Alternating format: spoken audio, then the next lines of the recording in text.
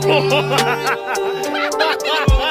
if you got a small block Chevy, you need to fix it. There's a few things you're gonna need to get. I'll make it real simple for all of the stuff that you can get off of Amazon, and it'll be super easy. This connector, Amazon, boom.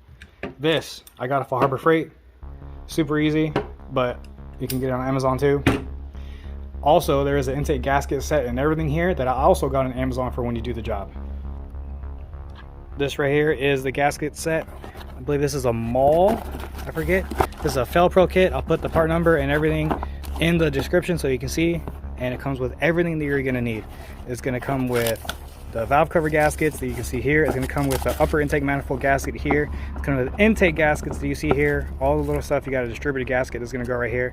All on Amazon. So if you got Prime and you're gonna order it, you can get all this stuff pretty much next day or in a few days, and then tackle the job and be all done with it in a matter of no time. Super easy.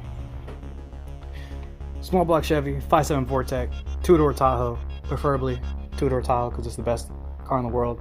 This guy, you can see here, this is a heater connection on the intake manifold. They break, and check it out. I got this one out. Super easy. There's a tool that you can buy for when these break off.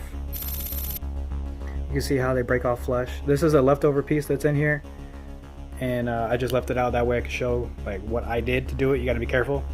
There is a special tool. This one does not work. You can get it for like $12. It's like a Lysol 62200. Pretty much goes into here, taps, you know, you hammer it all the way down in there and it takes the whole thing out. This metal here, very brittle, very soft. You can see, really easy to break. I got this for 20 bucks after Christmas special. Little mini cutter, little mini high-speed cutter. And then you can see in here what I did. I just made little inserts. I made about 8 of them. 4 of them, 5 of them, however much you want to make out of them. And then you can chisel the rest of them out and they'll actually break apart. Oh wow, that one actually just fell right out. And there goes the other piece. There we go. Super easy. So now you got to go in there. You can see here I actually cut a little bit too deep, but the rest of the threads seem pretty good, pretty in shape. So I'm gonna clean it all up, re-tap it, clean what I have to, and then put this guy in there, and then that's it. We are good to go. Oh, is I going in? I'm gonna force it in, I don't care. Clean the rest of the manifold is on here too. And you can see I got the upper manifold off. Just gonna clean it. Jeez, focus. There you go. That way I can continue to replace the intake gaskets. I actually found out that someone was ignoring the intake leak on this one for a very long time, because you can see here someone actually put stop leak in, and it got all inside the freaking coolant hole. It was all, this whole port was pretty much blocked off.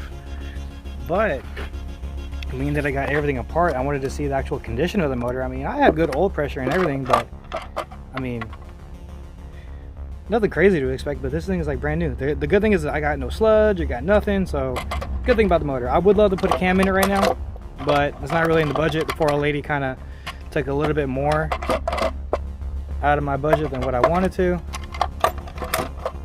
All right, are you gonna go in your home or not? There you go. So that's how I did it on removing, and yes, I took the whole motor out just to do this one job. Pretty simple, easy, a lot easier than what I thought it was gonna be.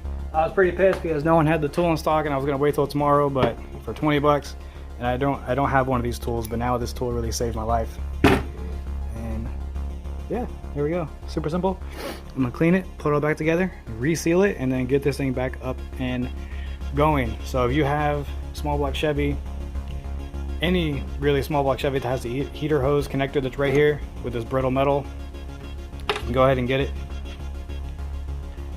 And yeah, I'm gonna get to it, put it on, finish it up, and I'll see you guys on another video.